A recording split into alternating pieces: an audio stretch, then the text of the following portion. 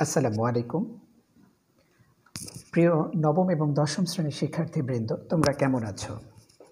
Ibn Taslima Nasir school and কলেজের পক্ষ থেকে তোমাদের সকলকে স্বাগতম।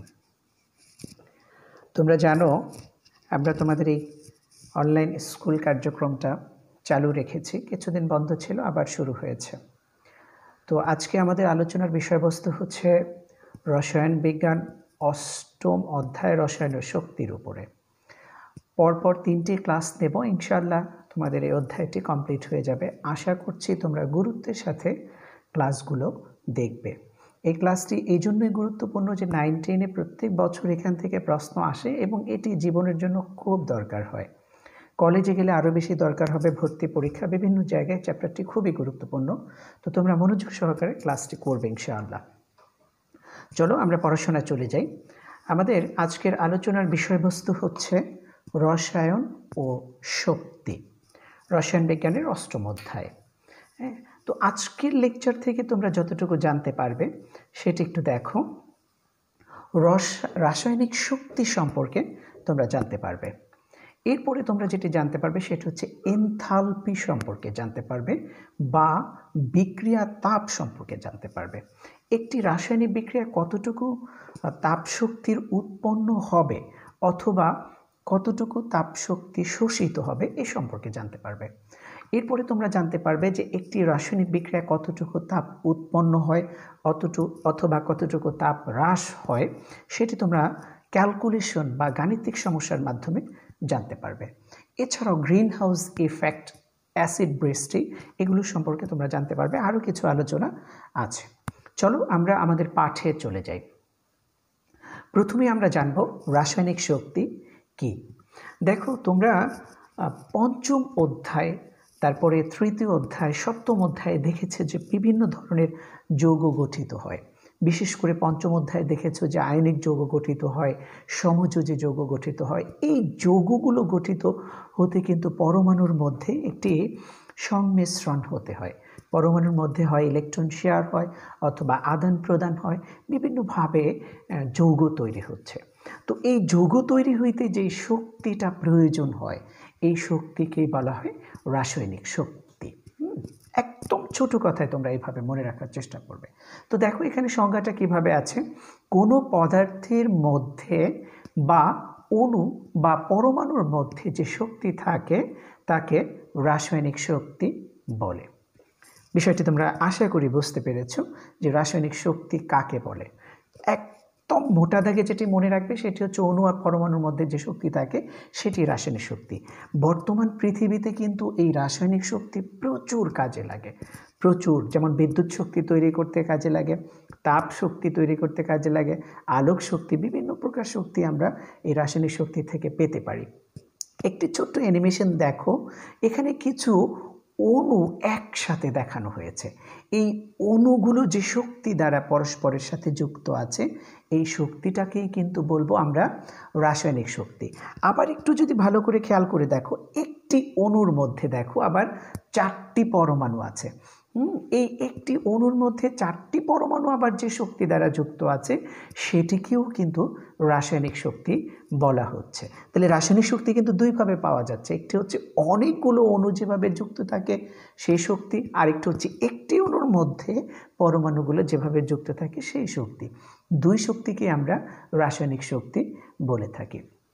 দেখো রাসায়নিক শক্তিকে আমরা দুইটা ভাবে রিপ্রেজেন্ট করতে পারি বোঝার সুবিধার্থে। একটি হচ্ছে রাসায়নিক শক্তি হচ্ছে বন্ধন শক্তি, আরেকটি হচ্ছে রাসায়নিক শক্তি হচ্ছে আন্তঃআণবিক শক্তি। দেখো বন্ধন শক্তিটা কি? বন্ধন শক্তি হচ্ছে পরমাণুর সাথে যে বন্ধনটা তৈরি করে সেটা হচ্ছে বন্ধন শক্তি। যেমন একটি অণু সৃষ্টি হতে গেলে, একটু আগেই আমরা দেখেছি একটি অণু সৃষ্টি হতে গেলে কিছু পরমাণু যুক্ত হতে হয়। এই যে পরমাণুগুলো যে যুক্ত হলো এটিই কিন্তু বন্ধন শক্তি। তাহলে এই বন্ধন শক্তি হচ্ছে এক ধরনের রাসায়নিক শক্তি, এটি তোমাদের মনে রাখতে হবে। এরপরে হচ্ছে আন্তঃআণবিক শক্তি, এটিও একটি রাসায়নিক শক্তি। আন্তঃআণবিক শক্তিটা কি? অণু এবং অণুর সাথে যে শক্তিটা থাকে সেটি হচ্ছে আন্তঃআণবিক শক্তি। বিশেষ করে সমযোজী অণুগুলোর মধ্যে যে শক্তি থাকে সেটি কিন্তু আন্তঃআণবিক শক্তি এবং এটিও একটি রাসায়নিক শক্তি। এরপরে তোমরা জানো যে আয়নিক যৌগগুলো কিন্তু পরস্পরের সাথে কেলাস আকারে যুক্ত থাকে। এই কেলাসের মধ্যে যে শক্তি থাকে সেটি হচ্ছে রাসায়নিক শক্তি। দেখো আমরা এই বন্ধন শক্তি, রাসায়নিক শক্তি আমরা একটু আগে দেখলাম যে বন্ধন শক্তি এবং আন্তঃআণবিক শক্তি হিসেবে রাসায়নিক শক্তি আমরা পাই। তো এই বন্ধন শক্তি কিসে কিসে পাওয়া যায়?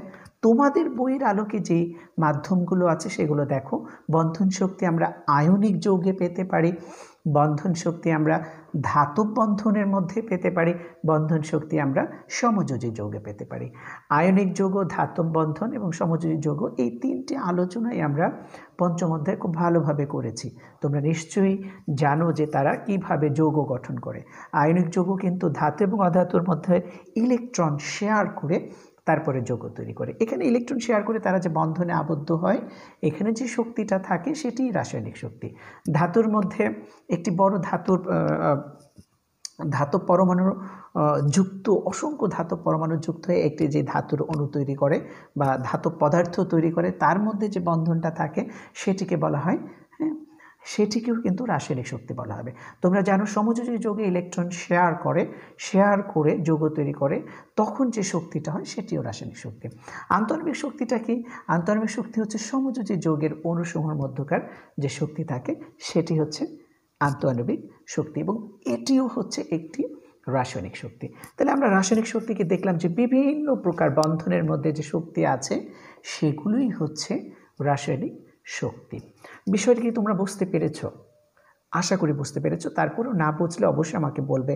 ধরো পানি, কার্বন ডাইঅক্সাইড, হাইড্রোক্লোরিক অ্যাসিড, বিভিন্ন যৌগের মধ্যে যে শক্তি থাকে এটি রাসায়নিক শক্তি। এই রাসায়নিক শক্তি আমরা কিভাবে ক্যালকুলেশন করব, কিভাবে এটা তাপ শোষিত হয় না বিয়োজিত হয়, বিষয়গুলো আজকে আলোচনা হবে। তোমরা একটু লক্ষ্য রাখো ক্লাসটার দিকে। দেখো, একটি বিক্রিয়ায় রাসায়নিক শক্তি 3 প্রকারের ঘটনা ঘটতে পারে। একটি বিক্রিয়ার মধ্যে রাসায়নিক শক্তির 3 প্রকারের ঘটনা ঘটতে পারে। তার মধ্যে কি ঘটনা ঘটে দেখো। হয় একটি বিক্রিয়ায় শক্তির শোষণ হবে, হয় একটি বিক্রিয়া কি হবে, শক্তি শোষণ হবে, অথবা শক্তির উৎপন্ন হবে, অথবা শক্তি রূপান্তরিত হবে। যদি শক্তি রূপান্তরিত হয় সেক্ষেত্রে কয়েকটি এখানে আইটেম আছে। আলোক শক্তিতে রূপান্তরিত হতে পারে, বিদ্যুৎ শক্তিতে রূপান্তরিত হতে পারে, তাপ শক্তিতে রূপান্তরিত হতে পারে, এছাড়াও আরও কিছু শক্তিতে রূপান্তরিত হতে পারে। তাহলে একটি রাসায়নিক বিক্রিয়া অবশ্যই শক্তির কিছু না কিছু ঘটনা ঘটবে। এই 3 প্রকারের ঘটনা ঘটতে পারে, শোষণ হতে পারে, রূপান্তরিত হতে পারে, উৎপন্ন হতে পারে। আশা করি শক্তির যে কি ঘটনা ঘটে বিক্রিয়ার মধ্যে সেটি তোমরা কিছুটা হলেও বুঝতে পেরেছ। শক্তি পরিমাপের একক সম্পর্কে আমরা একটু জানব। তোমরা যখন বাজারে কিছু কিনতে যাও তখন কিন্তু বাজারে যদি আলু কেনো, ধরো তাহলে বলো যে 5 কেজি আলু দেন। এখানে পরিমাপের একটা একক পাইলা, সেটা হচ্ছে কেজি। এখন একটি বিক্রিয়া তাপ বের হয়েছে, তুমি কতটুকু বলবা? তুমি কি বলবা যে 5 কেজি তাপ বের হয়েছে? এটা বলা যাবে না, বা 5 কেজি শক্তি বের হয়েছে এটা বলা যাবে না। নিশ্চয়ই এই রাসায়নিক শক্তি পরিমাপের একটি একক আছে। দেখো, রাসায়নিক শক্তি পরিমাপের এককটা সাধারণত 2 ভাবে ব্যবহৃত হয়েছে। একটি হচ্ছে পূর্বে ব্যবহৃত হয়েছে এমন একটি একক, আর আরেকটি হচ্ছে এখন বর্তমানে যেটি ব্যবহৃত হচ্ছে এরকম একটি একক। পূর্বে কি ব্যবহার হতো? পূর্বে ব্যবহার হতো ক্যালোরি, ক্যালোরি বা কিলো ক্যালোরি। ক্যালোরি বা কিলো ক্যালোরি কি? 1 গ্রাম পানির তাপমাত্রা 1 ডিগ্রি সেলসিয়াস বাড়াতে যে পরিমাণ তাপ শক্তির প্রয়োজন হয় তাকে বলা হয় ক্যালোরি। এটি ফিজিক্সে আছে, সেখানেও কিছুটা পড়িয়েছিলাম। তারপরেও তোমরা এখানে ছোট করে সংখ্যাটা একটু দেখে নাও। 1 গ্রাম পানির তাপমাত্রা 1 ডিগ্রি সেলসিয়াস বাড়াতে যে পরিমাণ তাপ শক্তির দরকার হয় তাকে বলা হয় ক্যালোরি। তো এটি গেল কি পুরাতন একক। এখন বর্তমানে তাহলে কি ব্যবহার হয়? বর্তমানে রাসায়নিক শক্তি পরিমাপের একক ব্যবহার হচ্ছে জুল। তো এই জুলের সংজ্ঞাটা হচ্ছে, তোমরা জানো কাজের একক হচ্ছে জুল। ঠিক সেখান থেকে আমরা সংজ্ঞাটা নিতে পারি। 1 নিউটন বল প্রয়োগে যদি কোনো বস্তুর 1 মিটার সরণ ঘটে তাহলেই তাকে 1 জুল বলে। এটিও তোমরা জানো, ফিজিক্সে খুব ভালো করে এটি পড়েছো। এই হচ্ছে শক্তি পরিমাপের একক। আশা করি তোমরা এককটি বুঝতে পেরেছো যে কী ধরনের একক ব্যবহার হয়। এখানে খুব গুরুত্বপূর্ণ একটি অবজেক্টিভ আছে, এটি তোমাদের মাথায় রাখতে হবে। 1 ক্যালোরি সমান হচ্ছে 4.18 জুল। এটি পরীক্ষায় আসে। এখানে বেশ কিছু অবজেক্টিভ আসতে পারে, তোমরা এই চার্টটি একটু ভালো করে দেখে নেবে ইনশাআল্লাহ। চলো এরপরে আমরা দেখি তাপের উপরে নির্ভর করে বিক্রিয়াকে দুই ভাগে ভাগ করা যায়। তোমরা যখন সপ্তম অধ্যায় পড়িয়েছি তখন আমরা দেখেছি যে রাসায়নিক বিক্রিয়ার টোটাল ক্যাটাগরি তিনটা স্পেক্টে ভাগ করা হয়েছিল। একটি হচ্ছে তাপের উপরে নির্ভর করে বিক্রিয়াকে কত ভাগে ভাগ করা যায় সেটি তোমরা দেখেছো, ইলেকট্রন স্থানান্তরের উপরে ভাগ করেছো, আরও ভাগ করেছিল বেশ কয়েকটি। তো এখানে তোমরা সপ্তম অধ্যায়ে দেখেছো যে তাপের উপর নির্ভর করে বিক্রিয়াকে দুই ভাগে ভাগ করা যায়। একটি হচ্ছে তাপ উৎপাদী বিক্রিয়া আর একটি হচ্ছে তাপহারী বিক্রিয়া। এটি তোমাদের মনে থাকার কথা। তো তাপ উৎপাদী বিক্রিয়া কাকে বলে? একদম সিম্পল একটা হিসাব, একটি বিক্রিয়া সংঘটিত হবে এবং সেখানে কিছু তাপ উৎপন্ন হবে, তাহলে এই বিক্রিয়াটা হবে তাপ উৎপাদী বিক্রিয়া। আবার আরেকটি বিক্রিয়া সম্পন্ন হবে, সেখানে তাপ কিছু শোষণ হয়ে যাবে, বিক্রিয়াটি কমপ্লিট করতে হলে তাপ দিতে হবে, তখন সেটা হবে তাপহারী বিক্রিয়া। হ্যাঁ, যত সহজে আমরা কথাটা বললাম, বিষয়টা কিন্তু অতটুকু সহজ নয়। এটির উপরে আমাদের পড়াশোনা আজকের। তো আমরা এটিকে একটু ভালো করে বোঝার চেষ্টা করব। সিম্পল হিসেব একদম মোটা দাগে তোমরা একটু মনে রাখো, একটি বিক্রিয়ায় যদি বিক্রিয়া সংঘটিত হলো, কোনো একটি সিস্টেমে বা কোনো একটি পরিবেশের মধ্যে বিক্রিয়া হলো, ওই পরিবেশ থেকে তাপ বের হয়ে যাচ্ছে, তখন এটি তাপ উৎপাদী বিক্রিয়া। তোমরা খুব ভালো করে যদি দেখো, চুনের মধ্যে পানি দিলে অনেক সময় ধোঁয়া বের হয়। হ্যাঁ, এই বিক্রিয়াটা কিন্তু তাপ উৎপাদী বিক্রিয়া। তো বিক্রিয়া কমপ্লিট করলাম, তাপ বের হয়ে আসলো, তাপ উৎপাদী বিক্রিয়া। আর বিক্রিয়া আমরা যখন করব, তাপের শোষণ হবে, তাপ না দিলে বিক্রিয়া সম্পন্ন হবে না, সেটি হবে তাপহারী বিক্রিয়া। এটা হচ্ছে একদম মোটা দাগে তোমাদেরকে একটু মনে রাখতে হবে, তাপ উৎপাদী বিক্রিয়া, তাপহারী বিক্রিয়া কাকে বলে। তাহলে কি বিষয়টি বুঝতে পেরেছো যে তাপের উপরে ভিত্তি করে বিক্রিয়াকে কয় ভাগে ভাগ করা হয়েছে? দুই ভাগে, তাপ উৎপাদী এবং তাপহারী। তো তাপ উৎপাদী বিক্রিয়াকে ডেল্টা এইচ মাইনাস দ্বারা সূচিত করা হবে। এটি খুবই গুরুত্বপূর্ণ একটি ইনফরমেশন, তোমাদের এটি মাথায় রাখতে হবে। নিশ্চয়ই প্রশ্ন আসতে পারে, স্যার ডেল্টা এইচ কেন মাইনাস হবে? এই প্রশ্নের উত্তরটা আমরা সামনের স্লাইডে পাবো। তাহলে তাপ উৎপাদী বিক্রিয়াকে কী হবে? ডেল্টা এইচ মাইনাস দ্বারা প্রকাশ করা হবে, এবং তাপহারী বিক্রিয়াকে ডেল্টা এইচ প্লাস দ্বারা প্রকাশ করা হবে। আর তাপমাত্রা কতটুকু, তাপ কতটুকু একটি বিক্রিয়া উৎপন্ন হবে বা হ্রাস পাবে, তাকে ডেল্টা এইচ দ্বারা প্রকাশ করা হয়। তো এই ইনফরমেশনগুলো একটু মাথায় রাখার চেষ্টা করবে। চলো আমরা দেখি সামনে আমাদের আরও কী পড়াশোনা আছে। আমরা একটি বিক্রিয়া দেখব। বিক্রিয়ার মধ্যে চমৎকার একটি ঘটনা আছে, তোমরা একটু বিষয়টা ভালো করে খেয়াল করো। আমরা মিথেন নিলাম, মিথেন বিক্রিয়া করবে ক্লোরিনের সাথে সূর্যালোকের উপস্থিতিতে। এখানে সূর্যালোক দেখানো হয় নাই, তোমরা এটি একটু বুঝে নিও যে এখানে সূর্যালোক আছে। তো বিক্রিয়াটা কমপ্লিট করলাম, দেখো একটু খেয়াল করে, কমপ্লিট করে এখানে কি ঘটতেছে একটু দেখো। এখানে বিক্রিয়ার ডান দিকে যে উৎপাদ, বামের বিক্রিয়ক সব আছে, ডান দিকের উৎপাদে কিন্তু আমরা দেখতে পাচ্ছি একটা হাইড্রোজেন নাই, এদিকে ক্লোরিনের পাশে কেউ একজন নেই। বিক্রিয়াটা তাহলে সম্পন্ন হবে। একটু ভালো করে দেখো, এখান থেকে হাইড্রোজেন ছুটতেছে আর ক্লোরিনটা কিন্তু ছুটে যাচ্ছে। ছুটে গিয়ে গিয়ে গিয়ে গিয়ে দেখো, এই ক্লোরিনটা কার্বনের সাথে লাগলো আর হাইড্রোজেনটা ক্লোরিনের সাথে গিয়ে লাগলো। তাহলে বিক্রিয়া কমপ্লিট হয়েছে। এখন এই বিক্রিয়া আমরা অ্যারোগুলোর দিকে একটু তাকাই, কিভাবে অ্যারো ঘটতেছে দেখো। এই যে অ্যারোগুলো কিন্তু দেখো বন্ধনের দিকে অ্যারো দেখাচ্ছে, আর এখানে কিন্তু বন্ধন থেকে বের হয়ে যাবে অ্যারোটা দেখাচ্ছে। একটু খেয়াল করে বিষয়টি খুবই গুরুত্বপূর্ণ। হ্যাঁ, এখানে আবার একটু দেখাচ্ছি আমি, দেখো অ্যারো দিয়ে আমরা যেটা বোঝাতে চাচ্ছি যে এখানে এই বন্ধনগুলো ভাঙতে আমাকে শক্তি দিতে হয়েছে, এবং সেই বন্ধনটা ভাঙছে, যখনই জোড়া লাগলো আবার শক্তি কিছু বের হয়ে যাচ্ছে। এখান থেকে একটি মেসেজ তোমরা খুব ভালো করে খেয়াল করো, সেটা হচ্ছে কোনো রাসায়নিক বিক্রিয়ার সময় সব সময় বিক্রিয়ক অংশের বন্ধন ভেঙে যাবে। তাহলে বিক্রিয়ক অংশের বন্ধনটা কি হবে? ভেঙে যাবে, আর উৎপাদ অংশে বন্ধন সৃষ্টি হবে। এই বিষয়টা একটু মেমোরিতে নিতে হবে। বিক্রিয়ক অংশে বন্ধন ভাঙবে, উৎপাদ অংশে বন্ধন তৈরি হবে। এখন এটার সাথে আরেকটা ছোট্ট বিষয়, সেটা হচ্ছে বিক্রিয়ক অংশে যখন বন্ধনটা ভাঙবে তখন তোমাকে শক্তি দিতে হবে। একটা জিনিস ভাঙতে হাতুড়ি দিয়ে যখন আমরা পিটাবো তখন কিন্তু শক্তি প্রয়োজন হয়। তো বিক্রিয়ক অংশে যদি বন্ধন ভাঙে, প্লিজ এটি একটু মনে রাখো, তখন কিন্তু শক্তি তোমাকে বিক্রিয়ার মধ্যে দিতে হবে, অর্থাৎ শক্তি প্রয়োগ করতে হবে। আর বিক্রিয়া উৎপাদে যখন বন্ধন সৃষ্টি হবে তখন কিন্তু শক্তি বের হয়ে যাবে।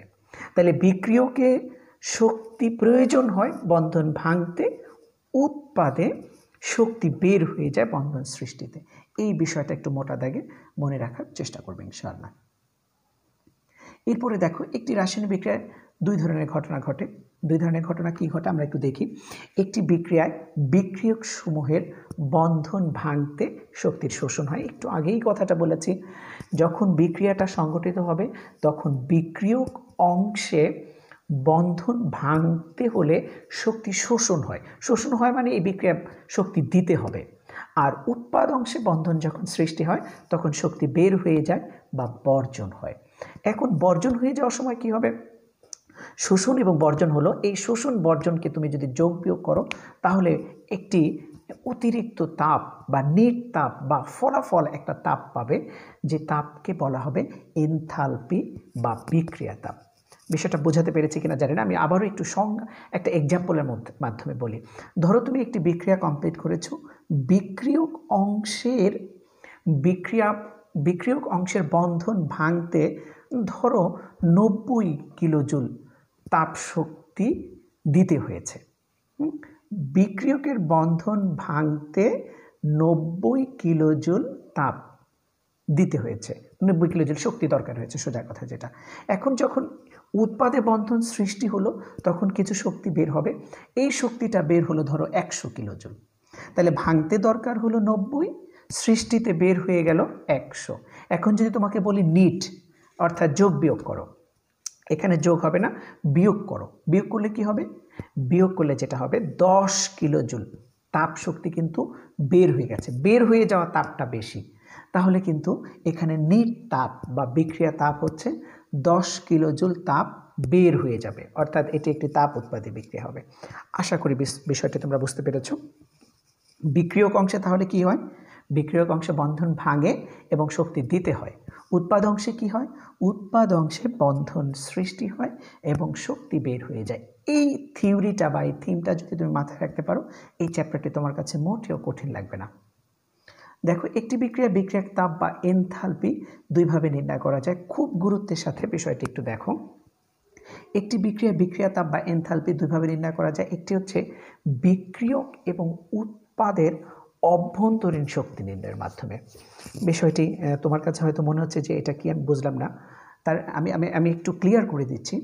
বিক্রিয়ক এবং উৎপাদের অভ্যন্তরীণ শক্তি নির্ণয়ের মাধ্যমে, আরেকটি হচ্ছে বিক্রিয়ক এবং উৎপাদের বন্ধন শক্তি নির্ণয়ের মাধ্যমে। বিক্রিয়কের অভ্যন্তরীণ শক্তি বা উৎপাদের অভ্যন্তরীণ শক্তি, এই বিষয়টি হচ্ছে এরকম। ধরো একটি পদার্থ, যে কোনো একটা, ধরো পানি, কার্বন ডাইঅক্সাইড, যে কোনো একটা পদার্থ তৈরি হওয়ার সময় এর ভেতরে কিছু শক্তি জমা থাকে, যেটাকে গঠন তাপ বলা হয় বা ফরমেশন এনার্জি বলা হয় এটাকে। এই গঠন এনার্জি বা সঞ্চিত শক্তি যতটুকু থাকে, এই সঞ্চিত শক্তি হিসেব করার মাধ্যমে বিক্রিয়া তাপ নির্ণয় করা যায়। একটা বিক্রিয়া কতটুকু তাপ উৎপন্ন হবে তা এই সঞ্চিত শক্তির মাধ্যমে নির্ণয় করা যায়। আর একটা পদ্ধতি হচ্ছে, একটা বিক্রিয়া কয়টা বন্ধন ভাঙলো, বিক্রিয়কের কয়টা ভাঙলো, উৎপাদের কয়টা বন্ধন গঠিত হলো, এই মাধ্যমেও বিক্রিয়া তাপ নির্ণয় করা যায়। এটি তোমাদের বইতে এইভাবে গুছিয়ে দেওয়া নাই, আমি এইভাবে গুছিয়ে দিয়েছি, একটু মনে রাখার চেষ্টা করবে। তাহলে বলো তো, বিক্রিয়া তাপ বা ডেল্টা এইচ কয়ভাবে নির্ণয় করা যায়? দুইভাবে। একটি হচ্ছে বিক্রিয়কের অভ্যন্তরীণ শক্তি নির্ণয়ের মাধ্যমে, আর এটা হচ্ছে বিক্রিয়ক বা উৎপাদের বন্ধন শক্তি নির্ণয়ের মাধ্যমে। এখানে ছোট করে সংজ্ঞা দেওয়া আছে। দেখো, প্রতিটি পদার্থের মধ্যে নির্দিষ্ট পরিমাণ শক্তি সঞ্চিত থাকে, এই সঞ্চিত শক্তিকেই অভ্যন্তরীণ শক্তি বলে। আশা করি এই স্লাইডে তোমাদেরকে যতটুকু বোঝানোর চেষ্টা হয়েছে বুঝতে পেরেছো যে আমরা বিক্রিয়া তাপটা কিভাবে বা ডেল্টা এইচ কিভাবে নির্ণয় করতে পারি।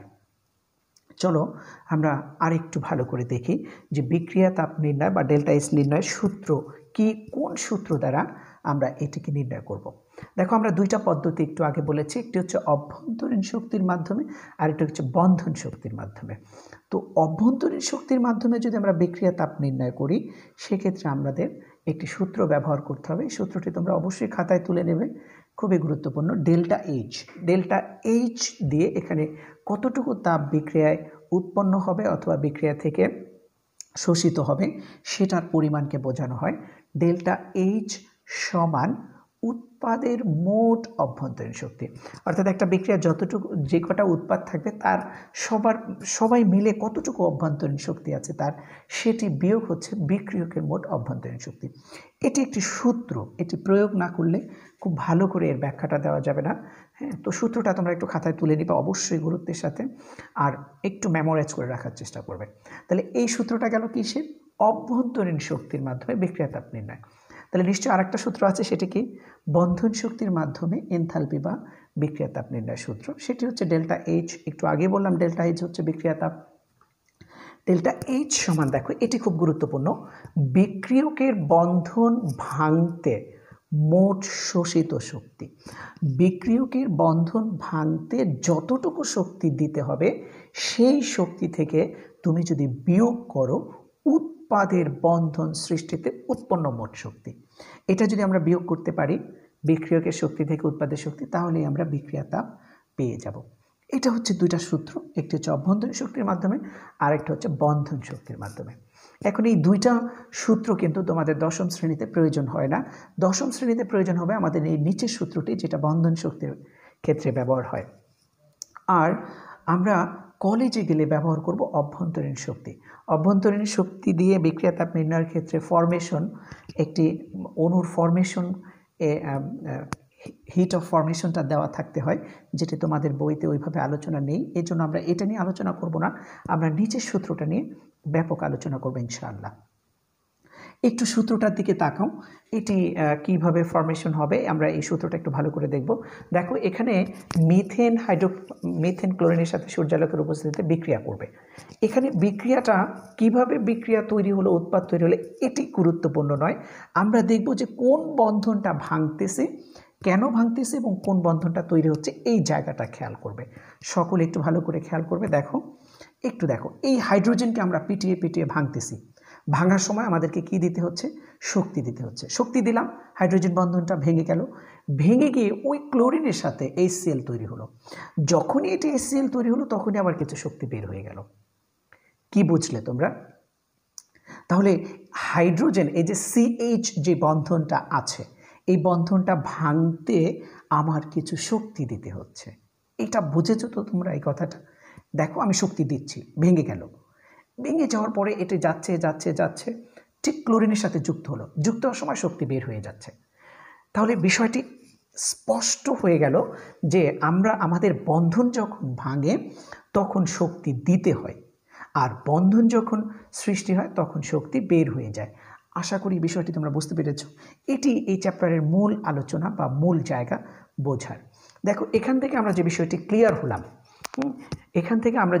ক্লিয়ার হলাম, তা হলো বন্ধন ভাঙতে শক্তি প্রয়োগ করতে হয় এবং বন্ধন তৈরি করার সময় শক্তি নির্গত হয়। প্লিজ এই অংশটা একটু ভালো করে তোমরা নোট করে নেবে। আবার আমরা রিয়াকশনটা নিলাম, এই রিয়াকশন নিয়ে এখন আমরা একটু বড়ভাবে কাজ করব। দেখো কি করছি, আবার সেই শক্তিটা আমরা দিচ্ছি। হাইড্রোজেনটা এখনই ভেঙে যাবে, ভেঙে গেল, ভেঙে গিয়ে আবার সৃষ্টি করবে হাইড্রোক্লোরিক অ্যাসিড। এই শক্তি বের হয়ে যাচ্ছে, বের হয়ে গেল, খুবই ভালো হলো। তাহলে এখান থেকে হাইড্রোজেন ভেঙে যেখানে জয়েন হলো, ভাঙতে কিছু শক্তি লেগেছে, গড়তে শক্তি বের হয়ে যাচ্ছে, এটা আমরা বুঝলাম। এখানে ক্লোরিনটা এখন ভাঙবে, তাহলে ক্লোরিন ভাঙতে অবশ্যই শক্তি দিতে হবে, আমরা সেই শক্তিটা দিচ্ছি। দেওয়ার সাথে সাথে কি হলো, ক্লোরিনটা ভেঙে গেল। ক্লোরিন ভেঙে এখন কারোর সাথে ক্লোরিন বন্ধন তৈরি করবে কার্বনের সাথে, এই যে শক্তি বের হয়ে যাচ্ছে। এই স্লাইডটা থেকে কি তোমরা বুঝতে পারছো যে বন্ধন ভাঙার সময় শক্তি দিতে হয়, বন্ধন তৈরি হওয়ার সময় শক্তি বের হয়ে যায়। আসো কতটুকু বন্ধন ভাঙলে কতটুকু শক্তি লাগে আর গড়লে কতটুকু শক্তি বের হয়। দেখো বিক্রিয়ক অংশে এই দুইটা বন্ধন কি হয়েছে, ভাঙছে। ভেঙে দেখো এই হাইড্রোজেনটা যখন ভাঙে, প্লিজ একটু ভালো করে দেখো, হাইড্রোজেনটা যখন ভাঙে তখন 414 কিলোজুল তাপ শক্তি কি হয়, প্রয়োজন হয়, দিতে হয়। আর ক্লোরিনটা যখন ভাঙে তখন 244 কিলোজুল তাপ শক্তি দিতে হয়। এই 414 কিলোজুল দিলে CH বন্ধনটা ভেঙে যায়, 414 কিলোজুল দিলে CH বন্ধনটা ভেঙে যায়, 244 কিলোজুল শক্তি দিলে CCl বন্ধনটা ভেঙে যায়। বিষয়টা কি বুঝতে পেরেছো? আমি আবার বলবো এই কথাটি, কারণ এটা খুবই গুরুত্বপূর্ণ। CH বন্ধনটা ভাঙতেছে কত শক্তির জন্য, 414। CCl বন্ধনটা ভাঙতেছে কত শক্তির জন্য, 244। তাহলে ক্লিয়ার, বন্ধন ভাঙতে শক্তি লাগে। এখন একটু চলো বন্ধন তৈরি হতে কত শক্তি বের হয়। সিসিএল বন্ধনটা তৈরি হলো, দেখো সিসিএল বন্ধনটা তৈরি হচ্ছে, হ্যাঁ এই তৈরি হচ্ছে, তৈরি হওয়ার সাথে সাথে 326 কিলোজুল শক্তি বের হয়ে গেল। আবার দেখো HCl বন্ধনটা তৈরি হচ্ছে, তৈরি হওয়ার সাথে সাথে কী হলো 431 কিলোজুল শক্তি বের হয়ে গেল। তাহলে আমরা বাম পাশে দেখছি শক্তি প্রয়োজন হলো, ডান পাশে দেখলাম শক্তি বের হয়ে গেল। এখন কতটুকু শক্তি বের হলো আর কতটুকু শক্তি তৈরি হলো আমরা একটু দেখি। বন্ধন ভাঙছে দুইটা, এই দুইটা বন্ধন ভাঙা শক্তিকে আমরা যোগ করে দিই। দেখো বন্ধন ভাঙতে শোষিত মোট শক্তি হচ্ছে 414, 244, 658 কিলোজুল তাপশক্তির প্রয়োজন হয়েছে। দুই বন্ধন ভাঙতে 658 কিলোজুল তাপশক্তির প্রয়োজন হয়েছে। এখন দুই বন্ধন তৈরি হতে কত শক্তি বের হয়েছে সেটা একটু দেখো। 431 যোগ হচ্ছে 326, 757 কিলোজুল শক্তি বের হয়েছে। এখন যদি তোমাকে প্রশ্ন করা হয় বলো তো শক্তি বেশি বের হলো না শক্তি বেশি শোষণ হলো, অর্থাৎ ভাঙতে বেশি শক্তি হয়ে লেগেছে না শক্তি গড়তে বেশি শক্তি বের হয়ে গেছে। অবশ্যই তোমরা দেখতে পেয়েছো যে শক্তি এখানে বেশি বের হয়েছে। চলো আমরা একটু সূত্রটাকে কাজে লাগাই। আমরা একটু আগেই দেখেছি বন্ধন শক্তির মাধ্যমে সূত্রটা হচ্ছে ডেল্টা এইচ ইকুয়াল বিক্রিয়কের বন্ধন ভাঙতে মোট শোষিত শক্তি বিয়োগ হচ্ছে উৎপাদের বন্ধন সৃষ্টিতে উৎপন্ন মোট শক্তি। তো আমরা যদি একটু বিয়োগ করে দিই তাহলে কি ঘটে দেখো, ক্যালকুলেশনটা খুবই সহজ, তোমরা বুঝতে পেরেছো। আমরা দুটো যোগ করে দেব, যোগ করে বিয়োগ করে দেব। দেখো এখানে কিন্তু মাইনাস হয়েছে, হ্যাঁ টোটাল ক্যালকুলেশনটা তোমরা একটু ভালো করে যদি দেখো, এটা খুব সিম্পল একটা ক্যালকুলেশন, আশা করি তোমরা বুঝতে পেরেছো।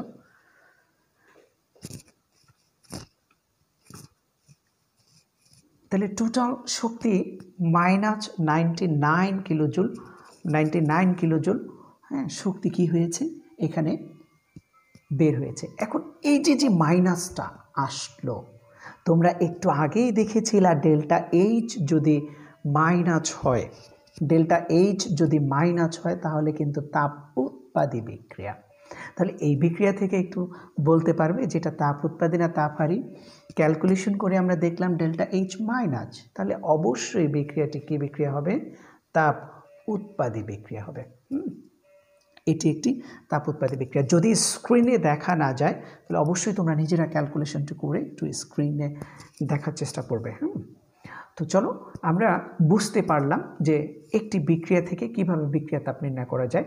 এখন তোমাদের একটা ছোট্ট প্রশ্ন আসতে পারে যে স্যার কোন বন্ধনটা ভাঙলে কতটুকু শক্তি বের হয় বা কতটুকু শক্তি দরকার হয়, এটা একটা চার্ট আছে, এই চার্টটা তোমাদের বইতে আছে, তারপর আমি তুলে দিচ্ছি। দেখো সিসিএইচ বন্ধনে 414 কিলোজুল, সিসিএল এর 326, কার্বন কার্বন হচ্ছে 344, কার্বন কার্বন ডাবল বন্ড হচ্ছে 615, এগুলো সব একক হচ্ছে কিন্তু কিলোজুল এককে। Nitrogen triple bond nitrogen 946, bromine bromine হচ্ছে 193, অক্সিজেন একটা বন্ধন অক্সিজেন 143, হাইড্রোক্লোরিক অ্যাসিড অর্থাৎ HCl হচ্ছে 431, একটু আগেই বন্ধনটা আমরা কাজে লাগিয়েছিলাম। হাইড্রোজেন আয়োডাইড হচ্ছে 299, carbon double bond oxygen, carbon double bond oxygen হচ্ছে 724, নাইট্রোজেন একটা বন্ধন হাইড্রোজেন হচ্ছে 391, অক্সিজেন একটা বন্ধন হাইড্রোজেন হচ্ছে 464। হ্যাঁ এইভাবে অনেকগুলো বন্ধন এখানে আছে। এখানে একটি বিষয় আমি একটু বলে রাখি, এই যে মানগুলো তুলেছে এটা তোমাদের বই অনুসারে, এখানে উপরের ক্লাসের বইয়ের সাথে মানের একটু তারতম্য থাকে। তো তোমরা যেটা করবা সেটা হচ্ছে এই মানগুলো মেমোরাইজ করে ফেলবা, কারণ অবজেক্টিভে আসে। আর একটা বিষয় হচ্ছে যদি তোমাদের এখান থেকে গাণিতিক সমস্যা আসে অবশ্যই মানগুলো দেওয়া থাকে। যদি কোনো কারণে মান দেওয়া না থাকে তাহলে এই তোমার বইতে যেহেতু এটা দেওয়া আছে তুমি এই মানটিকে বসিয়ে কাজটা কমপ্লিট করবে। যদিও তোমরা যখন উপরের ক্লাসে উঠবে দেখবা যে মানের কিছু ভ্যারিয়েশন পাওয়া যাচ্ছে, তোমাদের বইতে এটি আছে এই জন্য আমি এটিই তুলেছি। তোমরা যদি মনে করো যে উপরের ক্লাসের বইটা দেখবে তাহলে একটু দেখে নিতে পারো তোমরা এটা। তো এই মানগুলো একটু মনে রাখার চেষ্টা করবে ইনশাআল্লাহ। চলো আমরা এখন একটি বিক্রিয়ার মাধ্যমে বিক্রিয়া তাপ নির্ণয় করব। দেখো এখানে মিথেন অক্সিজেনের সাথে বিক্রিয়া করেছে, কার্বন ডাই অক্সাইড এবং পানি তৈরি করেছে। এই বিক্রিয়াটার আমরা বিক্রিয়া তাপ বের করব এবং এই বিক্রিয়াটা তাপ উৎপাদী না তাপ হারি এটি আমরা ক্যালকুলেশন করব। খুব ভালো করে বুঝবে, একটি প্রবলেম বুঝলে তোমরা সব প্রবলেম বুঝতে পারবে। বিক্রিয়াটি এনথালপি বা ডেল্টা এইচ নির্ণয় করো। দেখো আমরা বিক্রিয়াটি একটু ভেঙে ভেঙে করে দেখাচ্ছি। মিথেন তোমরা জানো যে এইভাবে গঠিত হয়, সাথে কি অক্সিজেন। বিক্রিয়াটি সাজাও, ঠিক আমি যেভাবে সাজিয়েছি খাতায় তোমরা এইভাবেই খাতায় সাজাবে। সাজানোর পরে দেখো কি হয়। দেখো কার্বন এবং অক্সিজেন, আবার একটু দেখো কার্বন এবং অক্সিজেন, এরা বের হলো, বের হয়ে কি হচ্ছে কার্বন ডাই অক্সাইড। তাহলে মিথেন যখন অক্সিজেনের সাথে বিক্রিয়া করবে, দেখো উপরে কার্বন ডাই অক্সাইড আর পানি পাচ্ছে, কিভাবে পাচ্ছে সেটা একটু দেখো। কার্বন এবং অক্সিজেন বিক্রিয়া করে কার্বন ডাই অক্সাইড তৈরি হলো।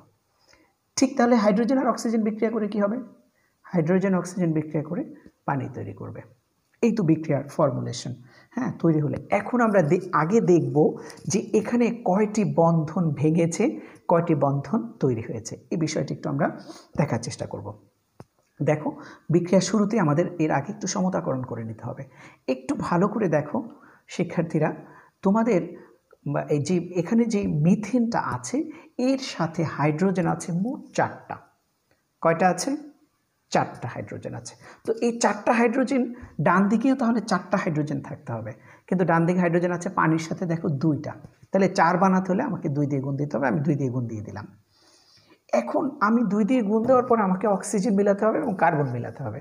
চলো আমরা একটু অক্সিজেনটা মিলিয়ে দেখি। অক্সিজেন মিলাতে গিয়ে আমরা দেখতে পাচ্ছি ডান দিকে অক্সিজেন, হ্যাঁ, পানির সাথে এখন অক্সিজেন হয়ে গেল 2টা, কার্বন ডাই অক্সাইডের সাথে অক্সিজেন হয়ে গেল 2টা, তাহলে 2 দিয়ে কত হলো? 4। কিন্তু বাম দিকে অক্সিজেন আছে 2টা, সুতরাং আমাদের বাম দিকে 2 দিয়ে গুণ দিতে হবে। এখন কার্বন কিন্তু একটা একটা উভয় দিকে সমান আছে। এই বিক্রিয়াটা কি হয়ে গেল? সমতাকরণ হয়ে গেল।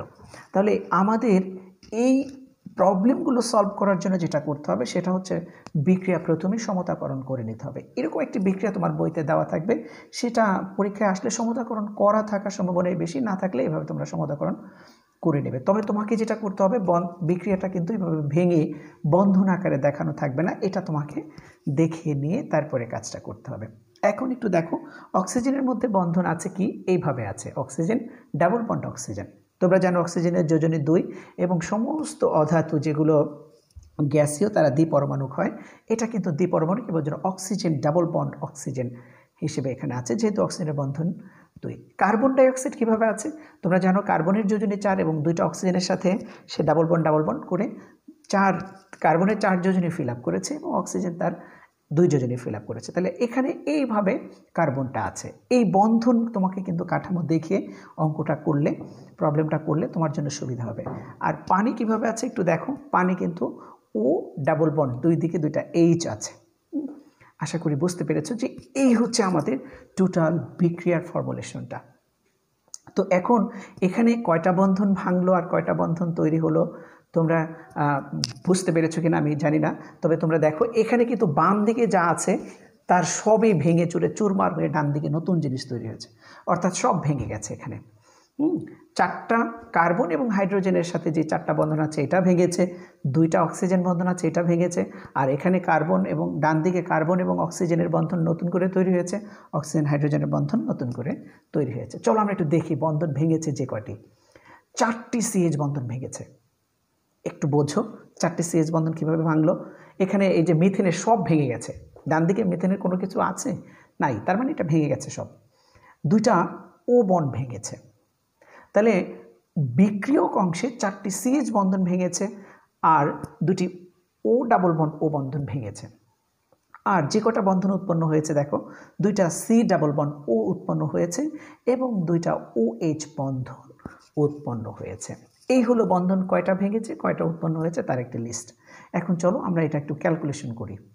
হ্যাঁ, তো এখানে আমার যে বন্ধনগুলো আমি পেলাম, একটা হচ্ছে সিএইচ বন্ধন ভেঙেছে,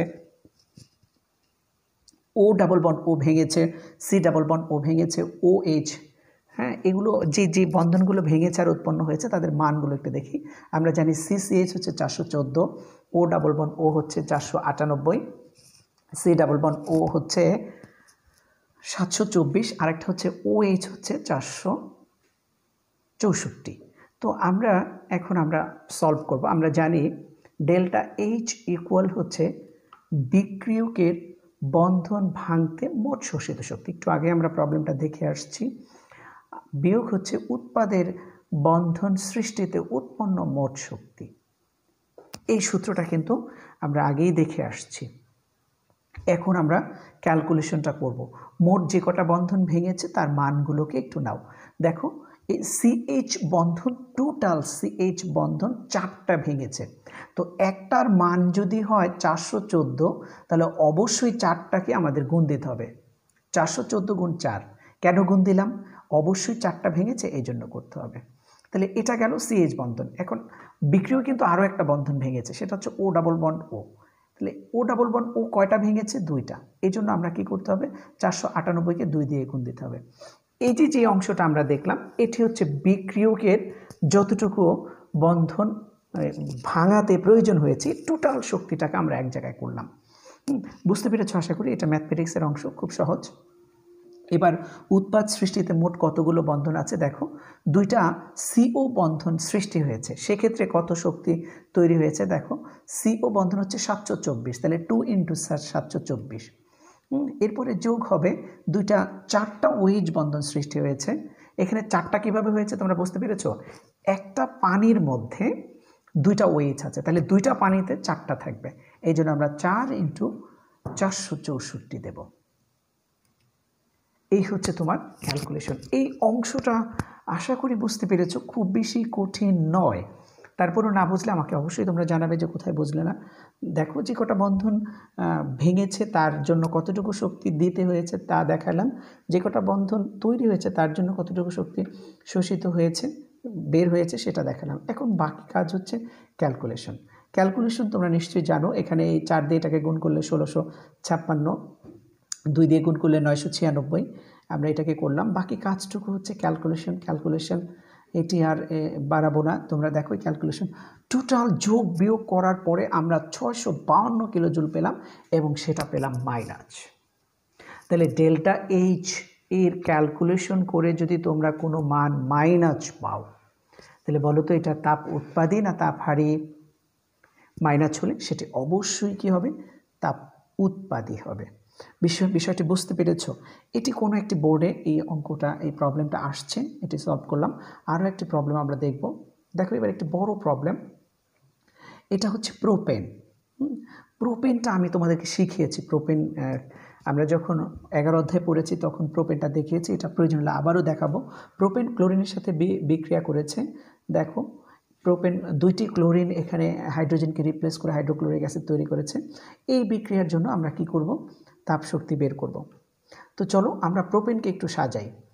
দেখো যেহেতু C3H8, এখানে সি যেহেতু 3, আমরা কি করলাম? 3টা কার্বনকে পাশাপাশি সাজাইলাম।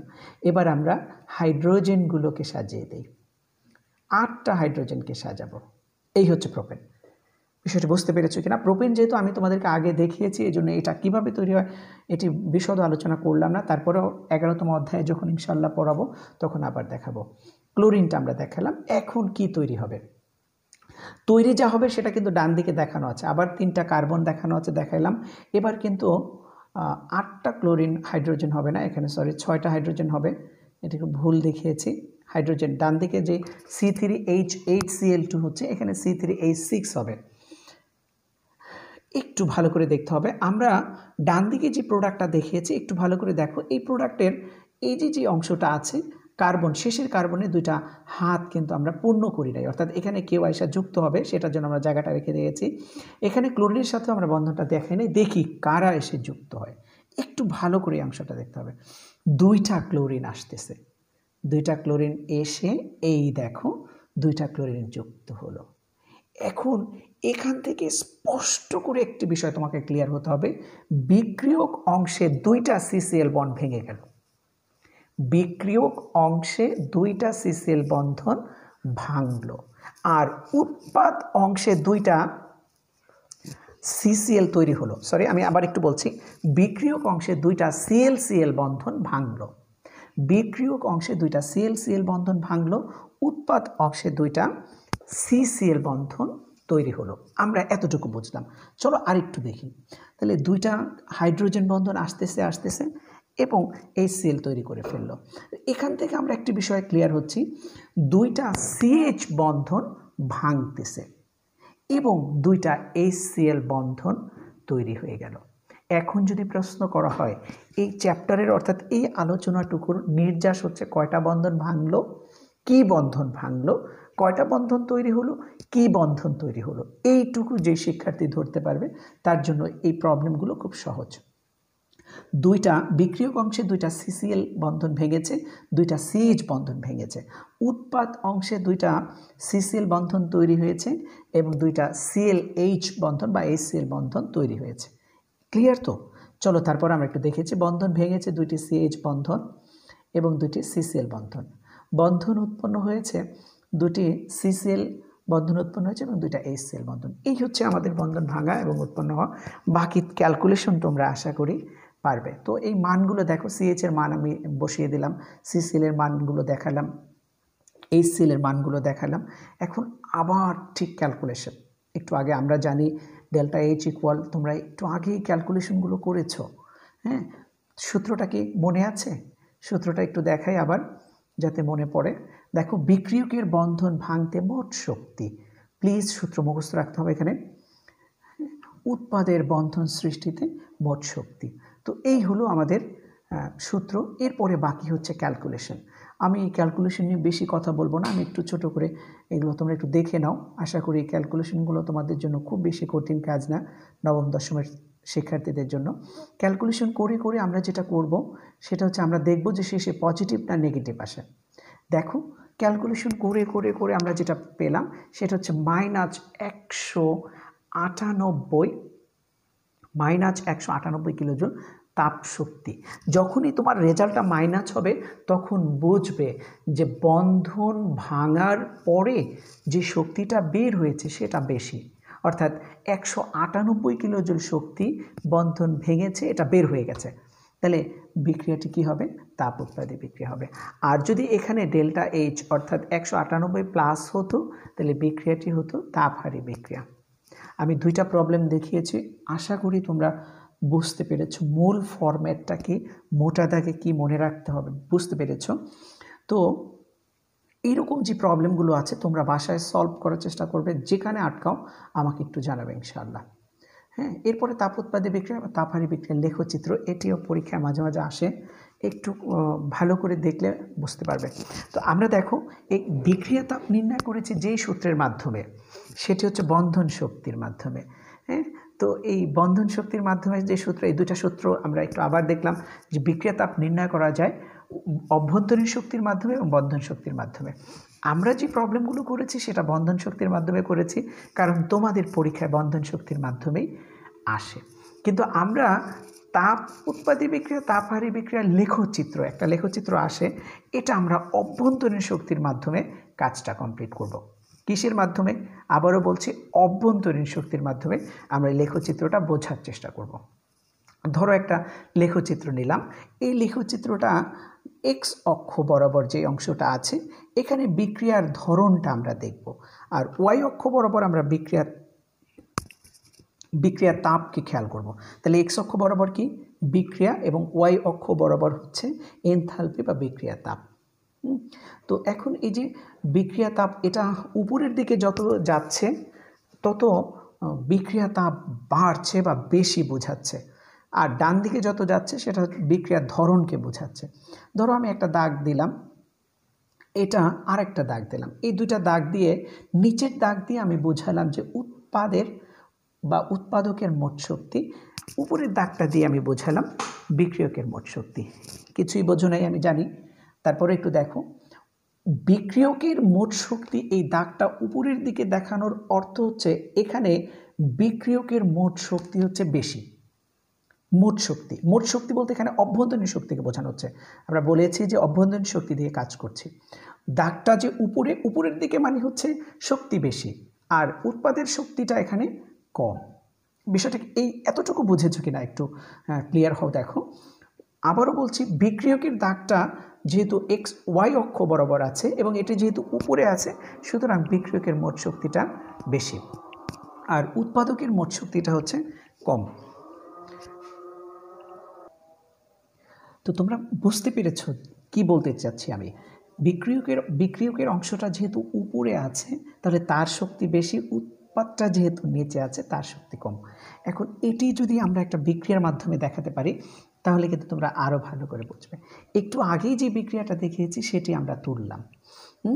এখন এখানে কিছু জিনিস আমি একটু কল্পনা করতে বলবো তোমাদের, কাল্পনিক শক্তি দিয়ে আমরা কাজটা সলভ করার চেষ্টা করব। দেখো এই অংশটুকু হচ্ছে আমার বিক্রিয়ক, এই অংশটুকু হচ্ছে আমার উৎপাদ, এটি তোমরা ভালো করেই জানো। এখন দেখো ধরি বিক্রিয়কে, একটু দেখো ধরি CH4 এর অভ্যন্তরীণ শক্তি, এখানে কিন্তু বন্ধন ভাঙা টাঙা এই ব্যাপারে কথা বলা যাবে না, হ্যাঁ, জাস্ট অভ্যন্তরীণ শক্তি নিয়ে আমরা কথা বলবো। ধরি CH4 এর অভ্যন্তরীণ শক্তি হচ্ছে 7500 কিলোজুল ধরলাম, কিন্তু এটা কিন্তু কোনো বইতে নাই, জাস্ট বোঝানোর জন্য। এবং অক্সিজেনের অভ্যন্তরীণ শক্তি হচ্ছে 0। তোমাদের এখানে একটা বিষয় আমি বলে রাখি, কোনো মৌলিক অণু অথবা পরমাণুর অভ্যন্তরীণ শক্তি সব সময় 0 হয়। যেমন শুধু ক্লোরিন, শুধু ফ্লোরিন, শুধু অক্সিজেন, শুধু নাইট্রোজেন, এদের অভ্যন্তরীণ শক্তি সবসময় 0, হিট অফ ফরমেশন 0। কিন্তু অণুর একটি অভ্যন্তরীণ শক্তি থাকে। তাহলে বিক্রিয়কের দুইটা অভ্যন্তরীণ শক্তি পাইলাম, CH4 এর অভ্যন্তরীণ শক্তি পাইলাম 7500 এবং অক্সিজেনের হচ্ছে 0। তাহলে বলো তো মোট কত? দুইটাকে যোগ করলে 7500 পাইলাম। এটা হচ্ছে বিক্রিয়ক অংশের বিষয়টা, বুঝতে পেরেছো আশা করি। এরপরে দেখো আমরা উৎপাদেরটা একটু দেখি, এটাও কিন্তু ধরেই নিচ্ছি। উৎপাদে কে কে আছে? আছে কার্বন ডাইঅক্সাইড আর পানি। কার্বন ডাইঅক্সাইডের ধরে নিচ্ছি অভ্যন্তরীণ শক্তি হচ্ছে 1000 আর পানির অভ্যন্তরীণ শক্তি হচ্ছে 200। তাহলে মোট কত? 1200। এখন যদি তোমাকে প্রশ্ন করা হয় যে কার অভ্যন্তরীণ শক্তি বেশি, বিক্রিয়কের বেশি না উৎপাদের বেশি, তাহলে প্রশ্নটা কি, উত্তরটা কি হবে? উত্তরটা অবশ্যই হবে যে বিক্রিয়কের অভ্যন্তরীণ শক্তি বেশি। দেখো এখানে যদি বিক্রিয়কের মোট শক্তি উৎপাদের মোট শক্তি থেকে বেশি হয়, বিক্রিয়কের শক্তি উৎপাদ থেকে বেশি হয়, তাহলে এটা কিন্তু তাপ উৎপাদী বিক্রিয়া হবে। তাপ উৎপাদী বিক্রিয়া কেন হবে আমি এই বিষয়টাকে আরেকটু সহজ করে বলি। যেমন ধরো তুমি বাজারে একটা কাঁঠাল নিয়ে গেছো, হ্যাঁ, বিক্রি করার জন্য। কাঁঠাল বিক্রি করে তুমি আম কিনবে, তোমার টার্গেট হচ্ছে কাঁঠাল বিক্রি করবে আর কিনবে আম। তো তুমি একটা কাঁঠাল নিয়ে সেটা বিক্রি করলে 100 টাকা। 100 টাকা বিক্রি করার পর এখন তোমার টার্গেট কি, যে এই 100 টাকা দিয়ে আমি হচ্ছে আম কিনবো। আম কিনতে গিয়ে দেখলাম যে আমের দাম হচ্ছে 50 টাকা। আমি যতটুকু আম কিনতে চাই ততটুকুর দাম 50, ঠিক আছে, 50 টাকার আম কিনলাম। এখন কি হলো? এখন যেটা হলো, তোমার কাছে 50 টাকা থেকে যাচ্ছে। এটি কিন্তু অভ্যন্তরীণ শক্তির ব্যাপার, হ্যাঁ। তো অভ্যন্তরীণ শক্তি দেখা যাচ্ছে যে বিক্রিয়কের অভ্যন্তরীণ শক্তি, এই টোটাল যে শক্তি আছে এই শক্তি 7500 শক্তি আছে বিক্রিয়কের। তো এই 7500 শক্তি থেকে উৎপাদ বানাইতে 1200 ব্যয় হয়ে যায়। বিষয়টাকে বুঝতে পেরেছ?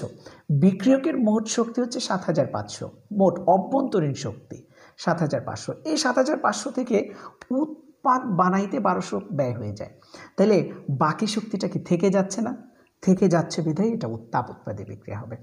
তাহলে তাপ উৎপাদী বিক্রিয়ায় মনে রাখতে হবে বিক্রিয়ক বড়, উৎপাদ ছোট। অর্থাৎ এই যে ডান দিকে যে চিত্রটা আছে এটি তোমাকে দেখাইতে হবে। সুতরাং এটা ডেল্টা এইচ কী হবে? মাইনাস হবে। এখানে একটু খেয়াল করো, এই যে অ্যারোটা দেখতে পাচ্ছি আমরা, অ্যারোটার দিকে একটু খেয়াল করতে হবে। এই অ্যারোটা নিচের দিকে নামতেছে, অর্থাৎ বিক্রিয়কের শক্তি বেশি, উৎপাদের শক্তি কম। তাহলে এটি একটি তাপ উৎপাদী বিক্রিয়ার লেখচিত্র। এরকম একটা লেখচিত্র দিয়ে আসে যে এটি কোন ধরনের লেখচিত্র এবং কেন, ব্যাখ্যা করো। সেক্ষেত্রে তোমার ব্যাখ্যাটা অত্যন্ত ক্লিয়ার হতে হবে যে এখানে বিক্রিয়কের মোট শক্তিটা বেশি, উৎপাদের মোট শক্তিটা হচ্ছে কম। এ কারণে এটি একটি তাপ উৎপাদী বিক্রিয়া। এখন তাপহারী বিক্রিয়া যদি হয় তাহলে কি হবে? সেই একই প্রক্রিয়ায় যেতে হবে।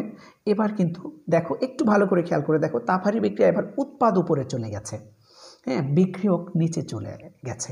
আগে একটু আমি উদাহরণ দিয়ে দেই, তুমি এটা বোঝার জন্য যে উদাহরণটা দরকার, তুমি ধরো আবার বাজারে কাঁঠাল নিয়ে গেছো, কাঁঠাল বিক্রি করে আম কিনবে। কাঁঠাল বিক্রি করেছো 100 টাকা। এবার তুমি যে পরিমাণ আম কিনতে চাচ্ছ, তোমার কি দরকার? ওই আমের দাম হচ্ছে 150 টাকা। তো এখন তোমার বাইরে থেকে অবশ্যই টাকা ধার করতে হবে বা টাকা আনতে হবে। এইরকম হচ্ছে উৎপাদ যদি বেশি হয়ে যায়, অর্থাৎ তুমি যে জিনিসটা কিনতে চাও বা যে জিনিসটা বানাইতে চাও সেটার দাম যদি বেড়ে যায় তখন কিন্তু সেটা তাপহারি হয়, সেটা ঋণী হয়ে যায়। ঠিক এই বিক্রিয়াটাকে আমরা আবার উল্টিয়ে ফেলবো। এখন এটি হচ্ছে বিক্রিয়ক, ধরে নিচ্ছি বিক্রিয়কে CH4 এর অভ্যন্তরীণ শক্তি হচ্ছে 3000 এবং অক্সিজেন হচ্ছে 0, তাহলে মোট হচ্ছে 3000। আর উৎপাদ কত? উৎপাদ এবার কিন্তু কার্বন ডাইঅক্সাইডের শক্তি, আমি একটু ঘুরিয়ে দিয়েছি বিষয়টা, কিন্তু তোমরা সম্পূর্ণ বানোয়াট এবং কাল্পনিক, এটি কোনো মান নয়। কার্বন ডাইঅক্সাইডের অভ্যন্তরীণ শক্তি হচ্ছে 3000 এবং পানি হচ্ছে 2000, এবার কিন্তু 5000, মোট হচ্ছে 5000। তো এখন তোমার বিক্রিয়ক ভাঙলে 3000 শক্তি উৎপন্ন হচ্ছে, কিন্তু এই 3000 শক্তি দিয়ে কিন্তু তুমি উৎপাদ পাচ্ছ না, তাহলে তোমাকে কি করতে হচ্ছে? বাইরে থেকে আরও 2000 শক্তি দিতে হচ্ছে। এই কারণে এটি হচ্ছে তাপহারী বিক্রিয়া। তো তাপহারী বিক্রিয়া দেখো, বিক্রিয়কের মোট শক্তি উৎপাদ থেকে কম হয়ে গেলে সেটি হবে তাপহারী বিক্রিয়া। এটা হচ্ছে অভ্যন্তরীণ শক্তি দিয়ে ব্যাখ্যা। অভ্যন্তরীণ শক্তির ব্যাখ্যা আর ওই যে বন্ধন শক্তি ভাঙার ব্যাখ্যা, দুইটা কিন্তু একটু ব্যতিক্রম আছে, একটা মাথায় রেখে তারপরে তোমাকে কাজটা করতে হবে। এখানে আমাদের শিক্ষার্থীগুলো খুব গুলিয়ে ফেলে, এই জন্য আমি একদম উদাহরণসহ তোমাদেরকে দেখানোর চেষ্টা করলাম। আশা করি বিষয়টি বুঝতে পেরেছ। তারপরে না বুঝলে ইনশাল্লাহ তোমরা আমাকে জানাবে। ডেল্টা এস পজিটিভ হয়, এটা তোমরা জানো। দেখো, যে কোনো একটি বন্ধন শক্তি, CH এর বন্ধন শক্তি 414 কিলোজুল পার মোল বলতে আমরা কি বুঝি? এটি অনেক সময় 1-2 মার্কসে আসে পরীক্ষায়। কি বুঝি আমরা একটু দেখে নিই। CH4 এর বন্ধন শক্তি 414 কিলোজুল পার মোল বলতে আমরা বুঝি এই CH4 বন্ধনটিকে যদি আমরা ভাঙি অথবা যদি আমরা সৃষ্টি করি, ভাঙি বা সৃষ্টি করি, যাই করি না কেন, এইটার 414 কিলোজুল হয় তাপ বের হবে অথবা তাপ শক্তি শোষণ হবে। অর্থাৎ একটা CH4 তৈরি হলে, CH4 যদি তৈরি হয় তাহলে 414 কিলোজুল তাপশক্তি বের হয়ে যাবে। আর CH4কে তুমি যদি ভাঙতে চাও তাহলে 414 কিলোজুল তাপশক্তি দরকার হবে। এখন একটা বন্ধন যেহেতু দিয়েছি, বাকি সব বন্ধনের সংজ্ঞাটা এইরকমই হবে। আশা করি তুমি বুঝতে পেরেছো আমি কি বলতে চাচ্ছি। CH4 এর বন্ধন শক্তি এত কিলোজুল বলতে কি বোঝায়? ভাঙতে এত শক্তি প্রয়োজন হবে অথবা এটা তৈরি হলে এত শক্তি বের হবে। এটাই হচ্ছে বন্ধন শক্তির বিষয়বস্তু। এখন চলো রাসায়নিক শক্তির একটু রূপান্তরটা দেখে নিই, কী কী শক্তিতে রূপান্তর করা যায়। রাসায়নিক শক্তির রূপান্তর, জ্বালানি শক্তি পোড়ালে রাসায়নিক শক্তি পাওয়া যায়, আতশবাজি পোড়ানোর ফলে রাসায়নিক শক্তি পাওয়া যায়, ড্রাই সেলের মাধ্যমে আমরা রাসায়নিক শক্তি পেতে পারি, ড্যানিয়েল সেলের মাধ্যমে রাসায়নিক শক্তি পোড়ানো পেতে পারি। দেখো এখানে একটা ছোট্ট চার্ট আছে, তোমার বইতে যে বিষয়গুলো আছে সেগুলো একটু ছোট করে আমি ওঠানোর চেষ্টা করেছি। হ্যাঁ, জ্বালানি শক্তি কিভাবে রাসায়নিক শক্তিতে রূপান্তরিত হয়। দেখো, জ্বালানি শক্তিতে থাকে কার্বন, হ্যাঁ, কার্বন সংবলিত যৌগ, এটা অক্সিজেনের সাথে পোড়ানোর ফলে আমরা দেখেছি যে রাসায়নিক শক্তি রূপান্তরিত হয়ে যায় তাপ শক্তিতে। একটু আগেই দেখেছি মিথেন CH4, এখানে এটা কিন্তু CH4 হচ্ছে একটি জ্বালানি যেটা গ্যাস হিসেবে পরিচিত। একে যদি অক্সিজেন দিয়ে পোড়াই তাহলে কিন্তু এখানে তাপ শক্তি বা শক্তি উৎপন্ন হয়। আমরা দেখেছি 98 কিলোজুল তাপশক্তি উৎপন্ন হয়। তাহলে রাসায়নিক শক্তি রূপান্তরিত হয় জ্বালানি পোড়ানোর মাধ্যমে, আতশবাজি পোড়ানোর মাধ্যমে, ড্রাই সেলের মাধ্যমে, ড্যানিয়েল সেলের মাধ্যমে। এই কটা উপায় তোমার বইতে আছে, এর বাইরেও কিছু উপায় আছে। তো জ্বালানিকে যদি আমরা পোড়াই সেক্ষেত্রে দুই ধরনের শক্তি উৎপন্ন হতে পারে, একটি হচ্ছে তাপ শক্তি উৎপন্ন হয়, একটি হচ্ছে আলোক শক্তি উৎপন্ন হয়। দেখো, আতশবাজি পোড়ানোর ফলে, আতশবাজির ছোট্ট একটা ইনফরমেশন তোমাদের জন্য আমি একটু তুলেছি, এটা তোমরা একটু মনে রাখো। আতশবাজির মধ্যে কি কি থাকে এটা কি তোমরা জানো? আতশবাজির মধ্যে থাকে সালফার, আর থাকে কি কয়লা, চারকোল যেটাকে বলে, আর পটাশিয়াম নাইট্রেট। এই তিনটা মিলে আতশবাজি, যেটা উপরে বাতাসের মধ্যে ছেড়ে দিলে অনেক সময় সুন্দর ফুলের মতো তৈরি করে, এটাকে আতশবাজি বলা হয়। আতশবাজি এই 3 প্রকারের যে রাসায়নিক শক্তি থাকে, এই 3 প্রকারের রাসায়নিক শক্তি কি হয়, পুড়ে রূপান্তরিত হয় 3 ধরনের শক্তিতে। একটা হচ্ছে শব্দ শক্তি, তোমরা জানো শব্দ হয় আতশবাজি ফুটালে, এরপর আলো তৈরি হয়, কিছু যান্ত্রিক শক্তিও তৈরি হয়। ড্রাই সেলের মাধ্যমে কি হয়? ড্রাই সেলটা কি? এটা হচ্ছে রিমোটের ব্যাটারি অথবা টর্চের ব্যাটারি। এই ড্রাই সেলের মাধ্যমে আমরা কি করি? রাসায়নিক শক্তিকে বিদ্যুৎ শক্তিতে রূপান্তরিত করি। এরপরে ড্যানিয়েল সেলটা দেখো, ড্যানিয়েল সেল বাসের ব্যাটারিতে ব্যবহৃত হয়, ট্রাকের ব্যাটারিতে ব্যবহৃত হয়, এটা বিদ্যুৎ শক্তিতে রূপান্তরিত হয়। এটা হচ্ছে রাসায়নিক শক্তির একটা রূপান্তরের চার্ট, এটি বইতেও আছে সুন্দর করে, তোমরা যদি একটু তুলে নাও তাহলে হয়তো ওইভাবে মুখস্থ করার দরকার হবে না তোমাদের। আশা করি এই চার্টটি তোমরা বুঝতে পেরেছো, এই ছোট বিষয়। চলো এরপরে দেখো, রাসায়নিক শক্তি কিসে থাকে, কোথায় কোথায় রাসায়নিক শক্তি খুঁজে পাওয়া যায়, ভার্চুয়াল বা ভিজুয়াল আমরা কিসে কিসে দেখি, তার ছোট্ট একটি লিস্ট, অনেক বড় একটা লিস্ট আছে, আর তার মধ্যে ছোট্ট একটা লিস্ট আমরা দেখতে পাচ্ছি। রাসায়নিক শক্তি থাকে দেখো কিসের মধ্যে থাকে, খাবারের মধ্যে, যে কোনো প্রকারের খাবারের মধ্যে রাসায়নিক শক্তি অবশ্যই থাকবে। এরপরে শর্করা, চর্বি, প্রোটিন অর্থাৎ মাছ, মাংস, সবজি, আলু যা বলো এগুলোর মধ্যে কি থাকবে, রাসায়নিক শক্তি থাকবে। রাসায়নিক শক্তি আছে কয়লার মধ্যে, রাসায়নিক শক্তি আছে পেট্রোলিয়ামের মধ্যে, রাসায়নিক শক্তি আছে জ্বালানি তেলের মধ্যে, রাসায়নিক শক্তি আছে কাঠের মধ্যে, রাসায়নিক শক্তি আছে গ্যাসের মধ্যে, অনেক কিছুর মধ্যে রাসায়নিক শক্তি আছে। তার ছোট্ট একটি লিস্ট যদি তোমরা এভাবে একটু মনে রাখো তাহলে তোমাদের অনেক দিন মনে থাকবে। আশা করি বিষয়টি তোমরা বুঝতে পেরেছ। দেখো রাসায়নিক শক্তি থেকে আমরা একটু তাপ শক্তি বানাবো। আমরা দেখতে পাচ্ছি যে একটা মোটর সাইকেল চালাচ্ছে একজন ভদ্রলোক। এই মোটর সাইকেলের মধ্যে যে জিনিসটা আছে সেটা হচ্ছে একটা ইঞ্জিন দেখতে পাচ্ছি আমরা। তো এই ইঞ্জিনটা কি করে দেখো, তেল, পেট্রোলিয়াম, প্রাকৃতিক গ্যাস, এই তিনটাকে যদি তুমি ইঞ্জিনের মধ্যে দাও যে জিনিসটা বের হয়ে আসবে সেটা হচ্ছে তাপ শক্তি বের হয়ে আসবে। তাহলে কি বের হয়ে আসলো, তাপ শক্তি। তাহলে ইঞ্জিনের কাজ হচ্ছে পেট্রোলিয়াম, তেল অথবা তেল, পেট্রোলিয়াম, প্রাকৃতিক গ্যাসকে তাপ শক্তিতে রূপান্তরিত করে হচ্ছে ইঞ্জিন। আমরা একটু আগে দেখলাম যে রাসায়নিক শক্তি বিভিন্ন শক্তিতে রূপান্তরিত হচ্ছে, এখন কে রূপান্তরিত করছে সেটার একটা ছোট্ট চার্ট দেখলাম। ইঞ্জিন তাহলে রাসায়নিক শক্তিকে এইভাবে তাপ শক্তিতে রূপান্তরিত করছে। আশা করি বিষয়টি বুঝতে পেরেছ। এরপরে দেখো, হ্যাঁ, পোড়ানোর ফলেও বিভিন্ন জ্বালানি পোড়ানোর ফলেও আমরা কি কাঠ দেখতে পাচ্ছি। এই কাঠকে যখন আমরা কি করব, পোড়াবো, তখন আমরা কাঠের ভেতরে তোমরা জানো যে কার্বন ঘটিত যৌগ আছে, এগুলো কি হচ্ছে তাপশক্তিতে রূপান্তরিত হয়ে যাচ্ছে। তাহলে কাঠ পোড়ানোর ফলেও আমরা কি পাচ্ছি, তাপশক্তি পাচ্ছি। এখানে পোড়ানোটা হচ্ছে মাধ্যম হিসেবে ব্যবহার হচ্ছে। এবার দেখো আমরা মানুষ, এরাও কিন্তু রাসায়নিক শক্তিকে তাপশক্তিতে রূপান্তরিত করে থাকি। দেখো আমরা খাচ্ছি, খাওয়ার ফলে আমাদের বডি কী করছে, তাপশক্তি রূপান্তরিত করছে। আমরা যাই খাই না কেন এটা দুই ধরনের শক্তি উৎপন্ন করে, একটা হচ্ছে তাপশক্তি আর একটা হচ্ছে যান্ত্রিক শক্তি। আমরা যে দৌড়াদৌড়ি হাঁটাহাঁটি করি এটা যান্ত্রিক শক্তি, এবং তাপশক্তি হচ্ছে আমাদের অভ্যন্তরীণ এনার্জি যেটা সেটা। তাহলে মানুষ, ইঞ্জিন, এরপরে পোড়ানো, এই জাতীয় জিনিসগুলো হচ্ছে উৎস হিসেবে ব্যবহার হয় রাসায়নিক শক্তিকে পোড়ানোর জন্য। এখানে একটি অবজেক্টিভ আসে, প্রাণী দেহকে রাসায়নিক যন্ত্র বলা হয়। এই বিষয়টি একটু মাথায় রাখবে, প্রাণীর যন্ত্রকে কি বলা হয়, রাসায়নিক যন্ত্র বলা হয়। দেখো জীবাশ্ম জ্বালানি কি, ছোট করে একটু জেনে রাখো। যে জ্বালানি মৃত গাছপালা ও প্রাণীর দেহ ইত্যাদি পচে হাজার বছর মাটির নিচে চাপা পড়ে সৃষ্টি হয় তাকে জীবাশ্ম জ্বালানি বলে। জীবাশ্ম জ্বালানির উপরে আরও পড়াশোনা আছে, সেটি আমি পরে একদিন দেখাবো। আজকে ছোট করে একটু দেখো সংজ্ঞাটা, জীবাশ্ম জ্বালানি কি। যে জ্বালানি মৃত গাছপালা, অর্থাৎ আমাদের আজ থেকে লক্ষ লক্ষ বছর আগে প্রাণী, গাছপালা ইত্যাদি ছিল, এরা মরে গিয়েছে, এরা মাটির নিচে চলে গেছে, বিবর্তনে, কালের বিবর্তনে এরা বিভিন্ন ধরনের পদার্থে পরিণত হয়েছে। তার মধ্যে এক ধরনের হচ্ছে প্রাকৃতিক গ্যাস, কয়লা এবং হচ্ছে জ্বালানি তেল। এই তিন প্রকারের জিনিসকে একত্রে বলা হয় জীবাশ্ম জ্বালানি। তাহলে এরা কিন্তু তৈরি হয়েছে মৃত প্রাণী, গাছপালা ইত্যাদির দেহাবশেষ থেকে। এটাই হচ্ছে জীবাশ্ম জ্বালানি। তো চলো এবার ছোট করে আমরা যে জিনিসটা দেখব, গ্রিন হাউস ইফেক্ট আমরা দেখব। আমরা যে জ্বালানি তেল ব্যবহার করি রাসায়নিক শক্তি থেকে বিভিন্ন ধরনের শক্তিতে রূপান্তরিত করতে গিয়ে আমরা পরিবেশের একটা বড় ধরনের ক্ষতি করি, সেটি হচ্ছে গ্রিন হাউস ইফেক্ট। খুব বড় পরিসরে এখানে আলোচনা করা যাবে না, কারণ এটার উপরেও আর একটা লেকচার আছে, শুধু এটার উপরেই একটা লেকচার হয় বড় করে। তো আমি এখানে একটু ছোট পরিসরে দেখাবো যে গ্রিন হাউস ইফেক্ট কী। দেখো পৃথিবী, আমরা জানি পৃথিবী ঘুরছে এবং সূর্য মামা এর উপরে তাপ দিচ্ছে। তো সূর্য মামা তাপ যখন দেয় তখন সেই তাপটা কি হয়, পৃথিবীর যতটুকু দরকার ততটুকু রেখে বাকিটুকু কি করে, ছেড়ে দেয়। এটি একটি ন্যাচারাল প্রসেস, তোমরা এই বিষয়টি জানো। কিন্তু যখন আমাদের এই বায়ুমণ্ডলের যে স্তরটা আছে, যখন আমি শুধু এই গ্রিন হাউস ইফেক্টের উপরে লেকচার দেব, তখন এই স্তর থেকে শুরু করে বাকি সবগুলো দেখাবো। পৃথিবীর চারদিকে একটি বায়ুমণ্ডলের স্তর আছে, তোমরা জানো।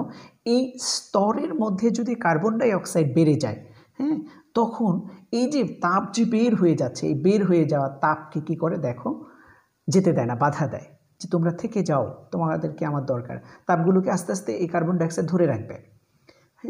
ধরে রাখার ফলে দেখো কার্বন ডাইঅক্সাইড আসতেছে, আস্তে আস্তে যে যাওয়ার পথে যে তাপগুলো আছে সবাইকে কিন্তু ধরে ফেলেছে, ধরে যখন এই তাপগুলো ধরে ফেলে কার্বন ডাইঅক্সাইড অর্থাৎ যেতে দেয় না, তখন কিন্তু পৃথিবীর টেম্পারেচার আস্তে আস্তে আস্তে আস্তে কী হয়, বেড়ে যাচ্ছে। এই যে পৃথিবীর তাপমাত্রাটা বেড়ে যাচ্ছে। এই যে কার্বন ডাইঅক্সাইড বা আরও কিছু গ্যাস আছে যেগুলো পৃথিবীর থেকে বিকিরণ শক্তির মাধ্যমে যে তাপগুলো বের হয়ে যাওয়ার কথা, তাদেরকে বের হতে দিচ্ছে না, অর্থাৎ পৃথিবীকে কিছুটা গরম করে ফেলছে। এটিকে গ্রিন হাউস ইফেক্ট বলে। এখন প্রশ্ন হতে পারে স্যার যে এটা গ্রিন হাউস কেন বলা হলো? গ্রিন হাউস, কিছু সবুজ ঘর আছে শীতপ্রধান দেশের মানুষ যদি মনে করে যে গরম প্রধান দেশগুলোতে যে সবজি বা যে ফল আছে আমরা সেটা খেতে চাই। এখন গরম প্রধান দেশে দিন হচ্ছে বড়, রাত হচ্ছে ছোট, কিন্তু শীত প্রধান দেশে কিন্তু ব্যাপারটা উল্টা, দিন ছোট রাত বড়। এখন এমন একটা ফল আছে যে ফলটাতে বেশি আলো লাগবে। এখন শীতপ্রধান দেশে তো দিন ছোট, আলো কম পাওয়া যায়। তো এরকম একটা সবুজ কাচের ঘর তৈরি করা হয় যেখানে আলো ঢুকবে কিন্তু বের হবে না। তো আলো ঢুকলো, বের হলো না, এটা গ্রিন হাউস। ঠিক সেই গ্রিন হাউসের মতো এখানে পৃথিবীটা কাজ করছে। পৃথিবীতে আলো আসলো, যাওয়ার সময় কার্বন ডাইঅক্সাইড থেকে শুরু করে আরও কিছু গ্যাস আছে, মিথেন, সিএফসি, এরা ধরে ধরে গ্যাসগুলোকে, এই তাপগুলোকে রেখে দেওয়ার ফলে কি হলো, পৃথিবীর তাপমাত্রা বেড়ে গেল।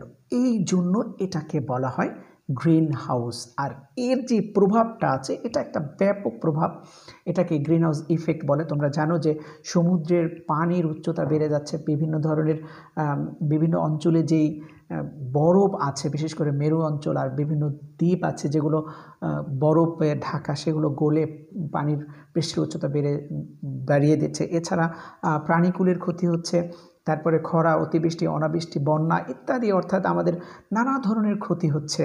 কিসের জন্য? এই গ্রিন হাউস ইফেক্টের জন্য। এটা আমরা পরে বিশদে আলোচনা করব। ছোট পরিসরে আশা করি বিষয়টি বুঝতে পেরেছ। এখন আমরা একটু কথা বলবো অ্যাসিড বৃষ্টি নিয়ে।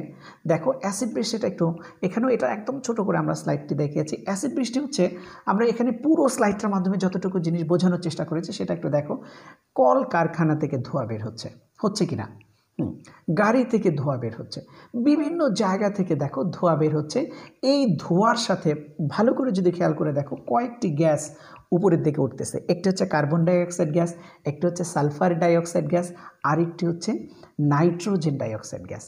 এই গ্যাসগুলো যখন উপরে উঠে, দেখো উপরের দিকে কিছু মেঘ আছে, এই মেঘের মধ্যে যে জলীয় বাষ্প থাকে তাদের সাথে বিক্রিয়া করার জন্য কিছু তাপ শক্তি হয়, সেটি পরিবেশ থেকে তারা নিয়ে ওই যে দেখো 3 ধরনের অ্যাসিড তৈরি করছে।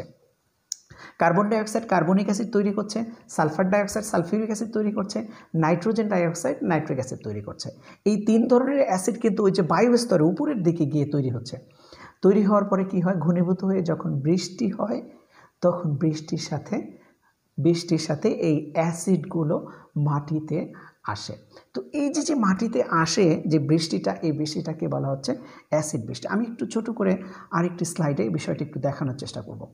দেখো এই যে 3 ধরনের গ্যাস উঠতেছে, আগে থেকে রাখা কিছু পানি আছে, এই পানির সাথে বিক্রিয়া করে 3 ধরনের অ্যাসিড তৈরি করে ফেললো। হ্যাঁ, এই অ্যাসিডের বিক্রিয়াগুলো আমরা একটু দেখাই। দেখো সালফার পানির সাথে বিক্রিয়া করে সালফারিক অ্যাসিড তৈরি করে। এখানে বিক্রিয়াটা আরেকটু লম্বা আছে, আমি ছোট করে দেখালাম। সালফার পানির সাথে বিক্রিয়া করে সালফিউরিক অ্যাসিড, হ্যাঁ, কার্বন পানির সাথে বিক্রিয়া করে কার্বনিক অ্যাসিড, এরপরে নাইট্রোজেন পানির সাথে বিক্রিয়া করে নাইট্রিক অ্যাসিড উৎপন্ন করেছে। এই উৎপন্ন করা অ্যাসিডগুলো বৃষ্টির সাথে মাটিতে পৌঁছে যায় এবং একে বলা হয় অ্যাসিড বৃষ্টি। অ্যাসিড বৃষ্টির ফলাফলটা খুব বেশি ভালো না। যে মাটিতে পড়ে সেই মাটির অম্লত্ব বেড়ে যায়, সেখানে ভালো শাকসবজি জন্মায় না। যে গাছে পড়ে গাছের ক্ষতি হয়, প্রাণীকুলের ক্ষতি হয়, মাটিতে পড়লে মাটির ক্ষতি হয়, নানা ধরনের ক্ষতি হয় অ্যাসিড বৃষ্টির কারণে। এটারও একটা বাজে প্রভাব আছে। তাহলে অ্যাসিড বৃষ্টিটা এখানে আলোচনা এই কারণেই হয়েছে যে আমরা রাসায়নিক শক্তি, যেহেতু বিভিন্ন ধরনের জ্বালানি আমরা পোড়াই, সেই জ্বালানি পোড়ানোর ফলেই কিন্তু এই ধরনের অ্যাসিডগুলো, এই ধরনের দূষিত পদার্থগুলো বায়ুতে বের হয়। বিশেষ করে যে জ্বালানিগুলো পিওর না, যে জ্বালানিগুলোর মধ্যে ভেজাল থাকে, নাইট্রোজেন ডাইঅক্সাইড সালফার ডাইঅক্সাইড থাকে, সেই জ্বালানিগুলো অতিরিক্ত ব্যবহার করলে এই অ্যাসিড বৃষ্টিটা হয়ে থাকে। এটি শিল্প প্রধান যে দেশে বেশি শিল্প কলকারখানা আছে সেখানেই বেশি হয়ে থাকে।